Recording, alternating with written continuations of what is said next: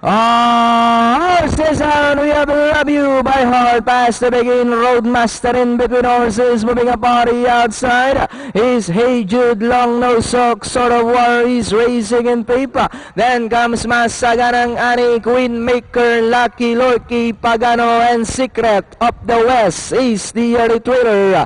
And going along for the first turn, we have Roadmaster, the leader by about 3 lengths. Hey Jude in second, running by the third is Love You by Heart. Long No Sock is down in fourth, and in fifth now is Solo War. Down in sixth is Masaganang Ani, then followed over by Queen Maker, Lucky Lorky, Pagano, and Secret of the West racing in last. And it's still Roadmaster, followed by Hey Jude, moving up. Long No Sock on the outside third. Love You by Heart is down on the inside fourth. Solo War is down on the inside fifth. Now we have Hey Jude, Roadmaster, Long No Sock on the outside. Love You by Heart, Solo War is running by Drella. Hey Jude takes the lead by a length and a half. Long No Sock in second. Solo War now moving up by Drella to take second. As they come down at the last 150. Hey Jude followed now by Solo War down on the inside. Hey Jude, Solo War now moving up by Drella. We have Solo War. Hey Jude is on the outside. Solo War followed by Hey Jude on the outside second.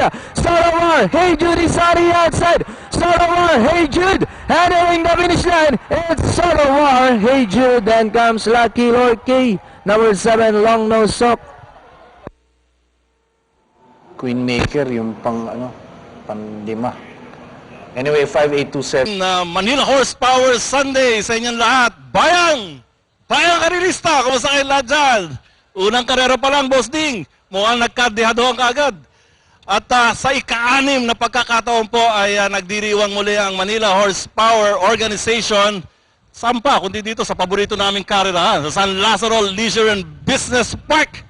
And race number 1 is now history, won by Sword of War. And this race is sponsored by the AKH Construction. Palakpak naman sa AKH Construction.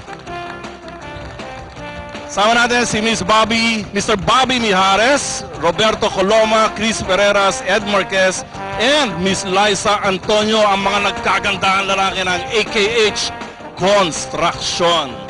At eto na ang ating mga muse. Pangalan po? Venice and? Venice and Justin. Ayan, magtutulong sa atin. At ang mountain bike, eto na, parating na. Pupunta yan sa ating winning groom ng kabayong Sword of War. But before anything else, kasama rin natin sa awarding presentation, syempre representing the Manila Jockey Club, ang magandang lalaki kasing ganda ni Mr. Panglao ng Manila Horsepower, si Mr. Ding Magbuo, sir! Uy, palakpakan nyo naman si Mr. Ding Magbuo. Kung wala yan, wala Manila Horsepower dito.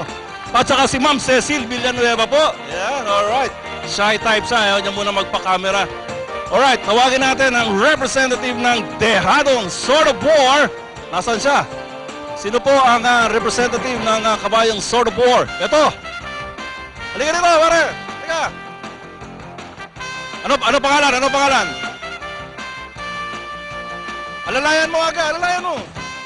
Yeah, I say so mo. Alright, ano pangalan mo, pare ko? Arnel po, Arnel. Si Arnel, ano ba ang role mo dito sa kwadra ni Mr. Gianan? Sota po, Sota. Ikaw ang Sota. Marunong ka ba magbisikleta? Alright, marunong daw. Ito ba, makakatulong sa'yo? Kakatulong po. Alright, halika, tanggapin mo ang iyong trophy mula kay sa representative ng AKH Construction. Teka muna, mamaya na, relax lang. Ikaw ba, may asawa na? Meron na po, meron. Di marunong ka humalik. Marunong. Sige, tama-tama, mamaya, pag-award ka. Ayan, tanggapin mo ang plaque. Alright, from the AKH Construction Company, yan po ang plaque na ina-award sa representative ng kabayong Sword of War. At ang tatanggap na... Teka muna, nahirapan ako dito. Lalakas ang boses nyo. Siyempre, tatanggap din siya dahil usapan dito, Manila Horsepower at ang AKH Construction ay nag-pledge ng isang mountain bike sa groom. Ikaw din ang groom. Apa. Alright, tanggapin mo ang isang mountain bike mula kay Venice saka kay Justin. Sige. Marunong ka ba mag-angkas ng pasahero sa bisikleta? Marunong po. Oh, pwede ba natin sampulan si Venice tsaka si Justin? Kaya mo ba magangkas ang dalawa? Oh, mamaya na lang. Oh, sige. Mag-congratulate ka na lang sa kanila. Ayan, napita mo sila. Oh. Wag dyan dito sa... Oh, yan. Okay, game. Alaskado sa mga barkada ng Sota. Alright, congratulations to Mr. Henedino Gianan, the owner of Sword of War, and Mr. Rosauro Tanagon, the trainer, at ang winning rider si Art Camanero at si, si Arnel. Nakalimutan ko, tandaan niyo yung mga pangalan. Si Arnel, guwapo pa naman yan. Si Arnel, ang winning groom ng kabayong Sword of War. At maraming salamat din sa AKH Construction. Alright.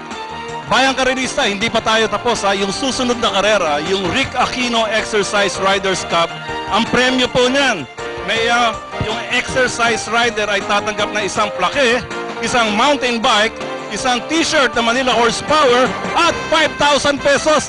At lahat po yan ay magaganap sa pagbabalik ng karera dito sa San Lazaro Leisure and Business Park.